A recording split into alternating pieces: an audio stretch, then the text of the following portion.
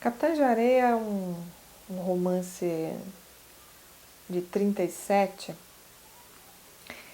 e essa colocação no tempo, interessante para a gente pensar um pouco assim, é uma história que vai contar, vai fazer uma ficção com uma história um pouco de meninos de rua, vamos dizer assim, né? Agora, quando a gente vai ler isso, e no tempo que a gente está hoje, a gente tem uma série de situações que a gente vê hoje pela imprensa, pela mídia, de níveis de violência ou de forma como essas ações muitas vezes são feitas, e de repente a gente vai entrar em Capitães de Areia com essa expectativa. E não, quer dizer, não é daquele tempo essa perspectiva. Então, por exemplo, a gente vê muito que eles assaltam muito, entrando nas casas e ficando. O sem pernas entra na casa, fica uns dias dentro daquela casa para criar confiança, né? E aí ele vai descobrir nesse processo onde estão as coisas de valor. Claro que ao entrar ele acaba vivendo histórias dele, né? Isso é bem importante. Agora, quando ele sai da casa e os outros entram, você não tem uma violência. Né? Primeiro você tem esse cuidado para entrar na casa, para criar confiança, para depois ele sair, né? De repente ele vai sumir, e aí os outros vão entrar e muitas vezes vão fazer o quê? Um furto. Quer dizer, vão furtar em momentos que as pessoas nem estão na casa. Normalmente é isso que acontece. Agora, o que a gente vai pensar? Talvez uma perspectiva de uma coisa noticiada hoje, isso pareça extremamente ingênuo, não é? Agora, em 37, isso era extremamente escandaloso. Quer dizer, primeiro você colocar como protagonistas de uma narrativa crianças de rua. Começa daí, né? Quer dizer, não tem... Você tira toda uma questão assim... de um cenário ideal de criança, do brincar, enfim, para fazer uma grande crítica social, que é isso que o romance de alguma forma vai fazer. E aí você coloca sexualidade, você coloca assalto, você coloca, né, isso dentro desse romance. Então isso cria, na sua época, um escândalo grande. Aliás, nem só na sua época, né? A gente sabe que assim, tem muitas escolas hoje que acham Capitães de Areia um livro pesado para pedir para ler, por exemplo, né? Que os alunos leiam. Acham que porque fala de violência, porque fala de sexo em alguma instância, que isso não pode, né? Então imagina, se hoje as pessoas às vezes têm esse olhar para Capitães de Areia, imagina isso nos anos 30, né? Quer dizer, absolutamente forte para o seu momento. Então acho que esse é um ponto assim interessante. Interessante também como o Jorge Amado já percebia, né, que essa questão da mídia, essa questão da notícia, do como a sociedade entra em contato com esse tipo de assunto, e isso está lá no romance. Então a gente começa com pseudo não, né, com notícias fictícias que ele cria, né, como da ação dos Capitães de Areia em Salvador, quer dizer, falando um pouco sobre isso, como se fossem notícias de jornal, reportagens. Isso vai acontecer em alguns momentos do livro, nessa mistura entre informação e ficção, né? É claro que tudo ali é ficção, mas a ideia é, olha, a relação entre esse fato social e como ele é mostrado pela mídia. Que é um pouco como a gente recebe hoje as coisas, né? Quer dizer, o que a gente vê da violência ou da questão social é muito filtrado pelo que a mídia passa pra gente. Então, de alguma maneira, o livro vai trazer essa perspectiva e ele vai contrapor essa perspectiva a outros olhares que ele vai dar para esses meninos, né? Então, aí vai falar muito da vida, né, deles, assim, da falta de oportunidade, do abandono, que eu acho que é talvez o grande tema que a gente tem ali, assim, são crianças que não tiveram uma família, né? Quer dizer, você não tem uma formação familiar que permita que eles tenham uma oportunidade de formação igual aos outros, né? Pelo menos, ou igual àqueles que tiveram essa oportunidade. E que isso a gente sabe é muito importante na formação do sujeito. Quer dizer, você ter... É curioso, assim, muitas estatísticas sobre educação vão dizer que aquela criança que não tiver, né, naquela fase escolar, o apoio familiar para o estudo, quer dizer, a valorização da educação, provavelmente quando chegar no ensino médio e ensino superior, ela de fato não, ela já está muito longe da saída daqueles, ou seja, do ponto de saída daqueles que tiveram isso. Então, que isso é extremamente determinante para esse bom desempenho escolar, né? A tal ponto que, assim, uma das perguntas que o Enem coloca, que o ENAD coloca sobre o aluno é assim: qual é a escolaridade da mãe?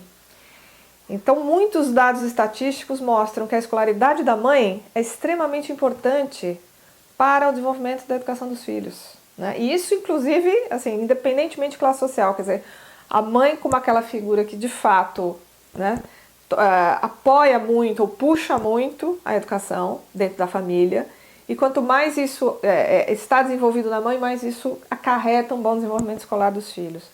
Claro que a gente aqui não está fazendo um discurso de dizer, olha, puxa, como tem mães desatentas. Não, esse é um problema social muito maior do que esse.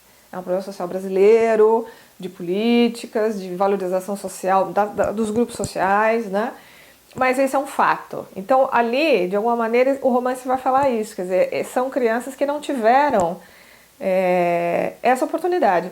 A própria presença da Dora, inclusive em títulos de capítulos em que ela aparece, mostra isso. Quer dizer, o que ela é no Capitães de Areia? No primeiro momento tem uma cena muito difícil em que ela chega lá, né, onde eles ficam, e eles querem estuprar a menina. Quer dizer, todos os outros que a levam para lá, que estão lá, querem estuprar. Quer dizer, essa é a ideia, né? E aí não, quer dizer, os que a levaram, o professor e o outro grandão que levaram, eles viram nela uma menina, ou seja, ela não é... E aí eles, engraçado que eles fazem muito essa distinção, né, entre a menina e aquela que já está prostituída ou que já tem uma vida sexual ativa, enfim. E aí eles não conseguem enxergá-la dessa forma, né? Então ela passa a ser um objeto, um ser para ser protegido. E aí os outros querem violentá-la e tal. Eles resolvem isso rápido, quer dizer, conseguem, aí chega lá o Pedro Bala também e põe um ponto final nessa história, e logo em seguida ela passa a ser identificada como uma figura materna, né? Quer dizer, como aquela que vai cuidar um pouco dos meninos. Eles veem nela uma figura feminina materna, né? Então eu acho que isso já é um diálogo claro que a gente vê com uma coisa que está hoje no nosso tempo, olhando 80 anos para trás, aí, 60, 70 anos, o quanto isso já está materializado nesse romance. Claro que a gente pode não concordar, ou assim, olhar de forma mais variada para o discurso ideológico que o livro tem, né?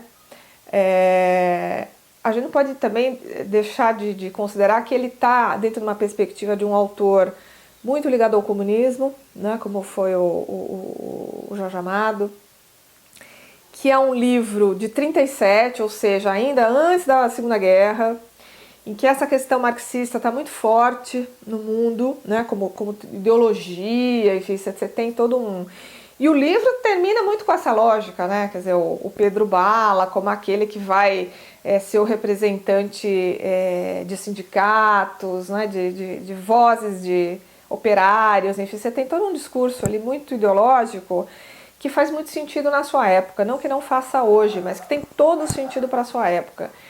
E interessante pensar, esse discurso, ele não aparecia na arte antes brasileira, né? O Jorge Amado é um dos autores, não é o único, mas é um dos que vai trazer muito essa perspectiva. E aí ele vai, claro, olhar muito para os meninos também, para os Capitães de Areia, nesse viés, né? Um pouco dos oprimidos, um pouco dos que não têm oportunidade. Vai trazer a eles um lado humano, quer dizer, eles têm essa questão do assalto, ele tem a questão de ter raiva, mas assim, tem sempre uma justificativa social para isso, né? Que é a falta de família, que é a falta de... que é apanhar muito quando está no reformatório, quer dizer, você tem essa ideia da tortura, de você bater, de você fazer sofrer. Então ele dá esse outro olhar assim social para as coisas. Agora, interessante que não, talvez para aquele momento era um pouco demais, mas vamos pensar assim, fazer um contraponto entre o Capitão de Areia e o Abusado, por exemplo, do Caco Barcelos. Sem querer discutir autores, qualidades de obra, acho que não é esse o ponto, mas pensar assim, o livro do Caco Barcelos, ele vai falar sobre um traficante do Rio de Janeiro, muito famoso na época, chamado Marcinho VP, né? E aí é o que a gente chama de romance-reportagem. O que quer dizer isso? Na verdade, o Marcinho VP, esse sim, é uma figura real, uma pessoa, né, que existe, que teve a sua história, que foi de fato um grande traficante, grande, né, em termos de poder, do Rio de Janeiro, e ele vai contar um pouco a história do Marcinho VP, mas de forma romanceada. O que quer dizer isso? Ao invés de fazer um livro chato, assim, uma longa, né, reportagem, primeiro que a reportagem não dá conta da multiplicidade da vida da pessoa, né? Só que também ele quer, enquanto jornalista, e a perspectiva dele é de jornalista, ele quer trabalhar com as informações, trabalhar com os fatos, enfim. Só que de uma forma em que ele possa trazer recursos da narrativa, narrador, diálogos, enfim, enredo, né? Para transformar essa história numa história interessante, envolvente para ser lida para quem vai ler, para o leitor mesmo. Bom, dito isso, qual é o diálogo que a gente gostaria de pensar, né? O Marcinho VP já está numa época de violência muito mais forte, né? Então você tem muito mais a questão do assassinato, da droga, que lá no Capitão de Areia eles fumam cigarro, né? Quer dizer, a grande transgressão deles é fumar alguma coisa, um cigarro, enfim, não tem cocaína, heroína, droga sintética, quer dizer, não faz parte daquele mundo de 37, né? O que já faz parte do mundo do Marcinho VP, que é um grande traficante. Começa daí, né? Agora, vai trazer um lado de mostrar um pouco da vida também, das relações que o Marcinho VP traz, e talvez, não querendo, claro, justificar os caminhos que a pessoa toma, mas vai trazer um olhar mais amplo e talvez menos... ou assim, com uma grande preocupação em não tentar dar uma tendência de leitura. Ou seja, vai mostrar de forma relativamente equilibrada os lados sombrios e os lados menos sombrios, né? Talvez isso em Capitão de Areia seja uma coisa que ainda assim, a necessidade do autor em justificar os comportamentos é mais forte, né? Então o narrador, que é um narrador onisciente, que não é nada neutro, quer dizer, ele é um narrador que comenta e que sempre que ele comenta, a intenção dele é justificar o comportamento dos meninos. Detalhe importantíssimo. Com isso, a gente não pode querer, ou não está querendo dizer que o Jorge Amado esteja certo ou errado em fazer isso. A gente só está dizendo que ele faz de uma forma diferente. E talvez nenhuma dessas obras fale ainda dessas diferenças de comportamento, observando também quais são os aspectos aí, por exemplo, ligados à mente, à formação da psique. Vamos pegar um outro livro para chegar nesse ponto, aí a gente faz meio que uma triangulação. Existe um livro muito interessante, também de uma jornalista americana, chamado Precisamos Conversar sobre Kevin. Esse livro, ele virou um filme também. E o Kevin, ele é o psicopata. Quer dizer, o Kevin, a mãe do Kevin é a mãe do psicopata. O que é um negócio incrível, porque assim, a gente precisa distinguir, eu acho que a nossa sociedade ainda não está numa boa discussão, né, sobre marginalidade, psicopatia, que são coisas diferentes. Problemas sociais, quer dizer, tudo está envolvido, mas são coisas diferentes. E aí cada história de cada pessoa vai misturar diferentes componentes. Então, por exemplo, quando a gente vê a questão da violência, do assassinato, da morte, é claro que dentro desse grupo a gente vai ter alguns Kevins, né? E o Kevin, talvez se a gente for pensar, discutir, estudar um pouco essa questão da psicopatia, vai ver assim, bom, você tem de fato na sociedade, acho que sempre teve na sociedade, um grupo menor quantitativamente de pessoas que vão ter alguma questão ali psíquica na formação do caráter que não é corrigível. Isso quer dizer o quê?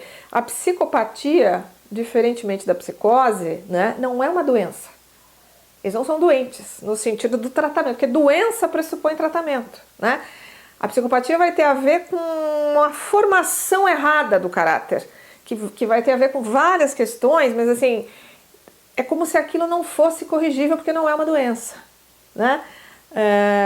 Então é como que a gente vai lidar com isso. Mas não se pode dizer que todas as pessoas que de alguma maneira vivenciam experiências ativas de violência sejam psicopatas, né? Ou, por exemplo, então assim, quando a gente pensar numa personagem que tem essa característica, como é o caso do Kevin, né? Em volta dele você tem uma família, você tem uma mãe, enfim, tornar a discussão menos rasa. Eu acho que todo o ponto é esse, né? Como é que a gente transforma as discussões em discussões mais amplas? E talvez quanto mais a gente está munido de discussão ampla, menos a gente já vem com as pedras na mão. Que eu acho que esse é o momento hoje que a gente tem tido muitas pedras na mão. E que quanto mais a gente tem informação, menos pedra na mão talvez a gente tenha. E acho que isso vai fazendo com que a gente consiga dialogar melhor em sociedade, né? Então, claro, muitas pessoas que vão ler Capitão Engenharia vão falar, não, mas isso é uma visão romântica da violência. Não, é uma visão de época que dá destaque a uma coisa que antes não é considerada digna de literatura, né? Que é falar de pobreza, falar de miséria, falar de gente que assalta, né? Desde quando assaltante vai ser protagonista do século XX? Nunca, né? E naquele viés que o livro coloca, trazer uma discussão da questão social que está envolvida com isso, que é fato. É claro que essa discussão social, ela talvez não responda a todas as questões, claro que não responde, mas é uma questão importante que o livro quer trazer, né? E aí, então, acho que a gente não pode cobrar dele, como a gente costuma dizer, aquilo que ele não está pronto para dar e que não é do tempo dele histórico dizer. Por mais que o romance Capitã de Areia é muito mais próximo do nosso mundo do que uma série de outros romances que a gente vai lendo no decorrer da nossa formação como leitor.